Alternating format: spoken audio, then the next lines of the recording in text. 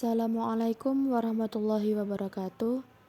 Kembali lagi dengan saya Silvina Cindy dengan akhiran NIM 23210100116. Nah, di sini saya akan menerangkan mengenai konflik dan pendidikan Islam. Pertama-tama saya akan menjelaskan mengenai arti dari konflik. Konflik berasal dari bahasa Latin yaitu confligo. Kon berarti bersama dan fligo berarti pemogokan atau benturan. Dalam bahasa Inggris, konflik diartikan sebagai perselisihan, pertentangan, atau perlawanan. Dalam Kamus Besar Bahasa Indonesia, konflik diartikan sebagai percekcokan, perselisihan, atau pertentangan. Dalam bahasa Yunani, yakni konfiger, artinya saling berbenturan, termasuk ketidaksesuaian, perlawanan, dan interaksi antagonistik. Yang selanjutnya adalah tingkatan konflik. Nah, di sini tingkatan konflik ada 6. Yang pertama itu konflik interpersonal, yaitu konflik internal individu saat menghadapi pilihan yang bertentangan. Contoh, dilema antara tugas akademik dan kegiatan pribadi. Yang kedua yaitu konflik interpersonal, terjadi antara individu akibat perbedaan pendapat, tujuan, atau tindakan. Contoh, ketidaksepakatan antara guru tentang pemilihan mata pelajaran unggulan.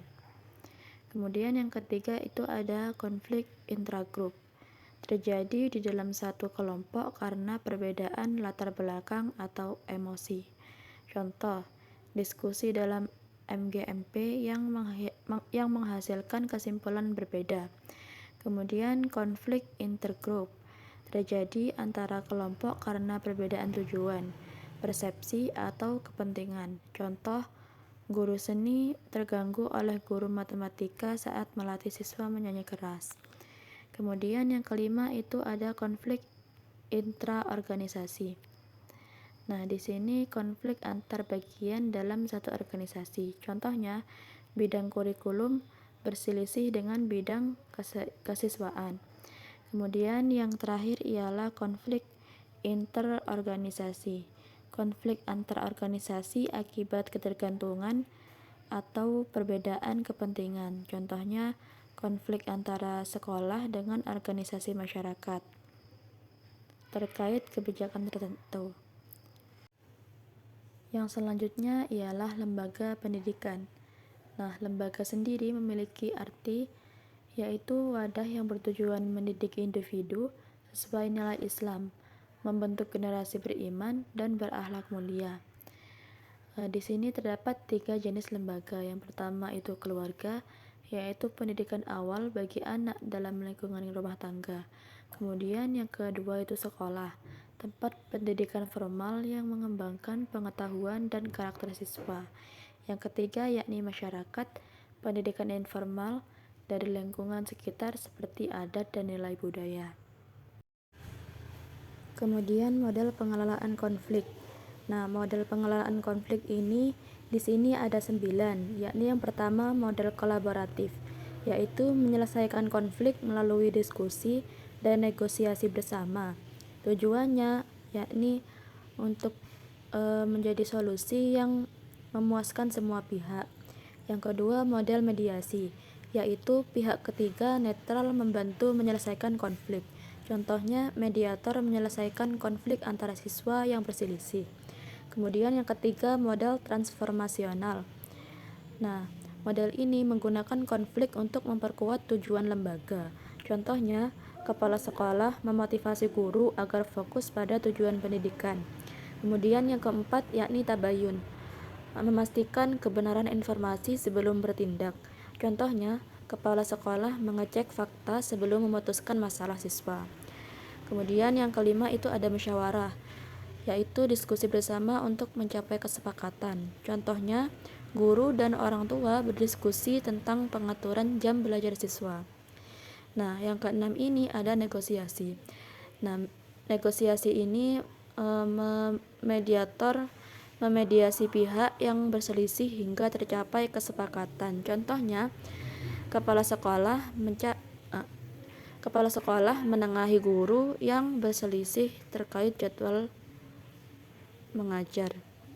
Kemudian yang kedelapan itu ada islah, penyelesaian damai tanpa permusuhan. Contohnya, guru mendamaikan siswa yang berkonflik secara kekeluargaan. Kemudian yang kesembilan atau yang terakhir itu ada kembali pada tujuan, yakni mengacu pada visi, misi, dan tujuan lembaga dalam menyelesaikan konflik. Contohnya, semua pihak memprioritaskan kepentingan sekolah dalam musyawarah. Selanjutnya ada peran strategis lembaga pendidikan Islam, yakni tugas utamanya untuk memberikan pendidikan berlandaskan nilai-nilai Islam, mencetak generasi cerdas, berakhlak mulia, dan bertakwa. Masuk pada pembagian kedua, yakni konsep dan teori konflik. Nah, di sini terdapat pengertian konflik, yaitu definisi konflik sendiri itu yakni kondisi di mana kedua pihak tidak dapat mencapai tujuan mereka secara bersamaan, dan perbedaan dalam tujuan, metode, atau persepsi menjadi penyebab utama konflik. Unsur-unsur konflik itu yang pertama ada percekcokan dan ketidakkesepakatan. Yang kedua melibatkan individu, kelompok, atau organisasi. Yang ketiga adanya objek sebagai sasaran konflik. Dan selanjutnya ada pandangan terhadap konflik. Nah, di sini terdapat 3 pandangan konflik. Yang pertama, pandangan tradisional, yakni konflik dianggap negatif dan harus dicegah. Yang kedua, pandangan behavioral, yaitu konflik adalah wajar dan dapat menguntungkan jika dikelola dengan baik. Yang ketiga, pandangan interaksionis, yakni konflik dianggap perlu diciptakan untuk mendorong inovasi dan introspeksi. Selanjutnya, saya akan menjelaskan tentang teori konflik. Teori yang pertama yaitu teori alami, yaitu konflik adalah bagian dari dinamika sosial. Yang kedua, psikologi sosial, dorongan fisik berkonflik dengan norma. Yang ketiga, marxisme, konflik terjadi karena kepemilikan harta benda. Kemudian teori relasi sosial, yakni ketidakpercayaan antar kelompok. Dan teori negosiasi prinsip, perbedaan pandangan menyebabkan konflik. Kemudian teori identitas, ancaman terhadap identitas individu atau kelompok.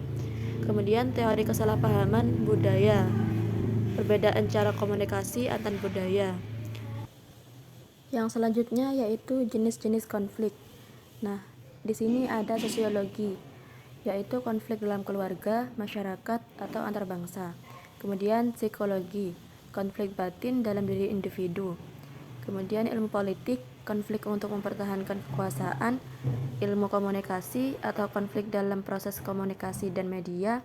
Kemudian hubungan internasional atau konflik antar negara karena perbedaan ideologi dan kepentingan.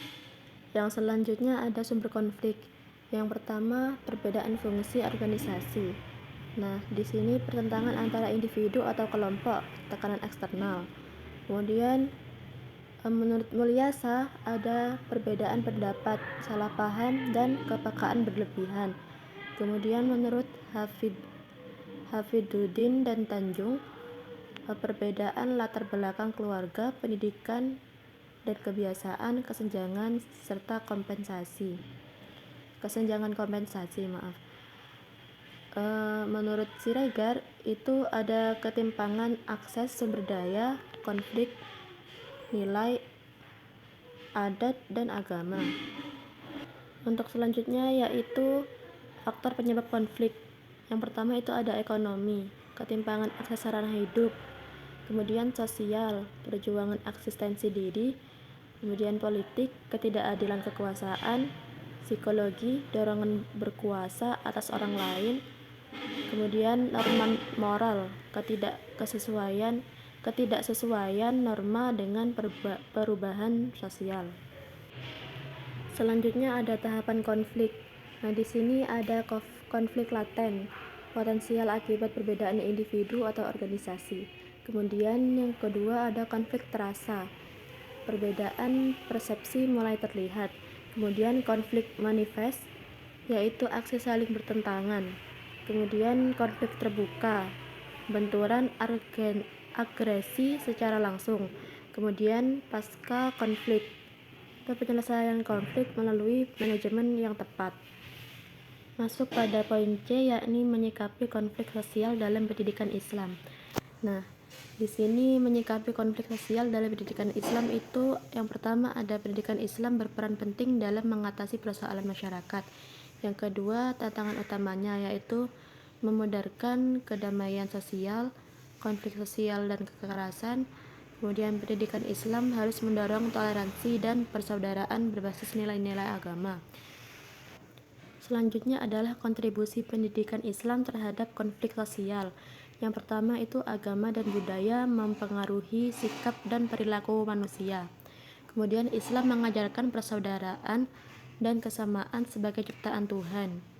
Kemudian tantangan mempertahankan nilai agama sambil menghormati tradisi lain. Kemudian jenis konflik dalam lembaga pendidikan. Yang pertama itu ada konflik hierarki, yaitu antara pimpinan dan karyawan. Kemudian yang kedua konflik fungsional, antara organisasi dengan fungsi berbeda. Kemudian yang ketiga konflik lini staf, atau antara pejabat dan lini staf, pejabat lini dan staf. Dan keempat itu konflik formal informal, ketidakseimbangan antara aturan formal dan informal. Selanjutnya adalah pendekatan penyelesaian konflik. Konflik dapat diselesaikan dengan berbagai pendekatan, diantaranya yang pertama integrating. Integrating yaitu pendekatan ini melibatkan pertukaran informasi dan adanya keinginan untuk memahami perbedaan serta mencari solusi yang bisa diterima semua pihak. Kemudian yang kedua obliging. Pendekatan ini menekankan pentingnya menghargai kemampuan orang lain dan tidak merendahkan mereka.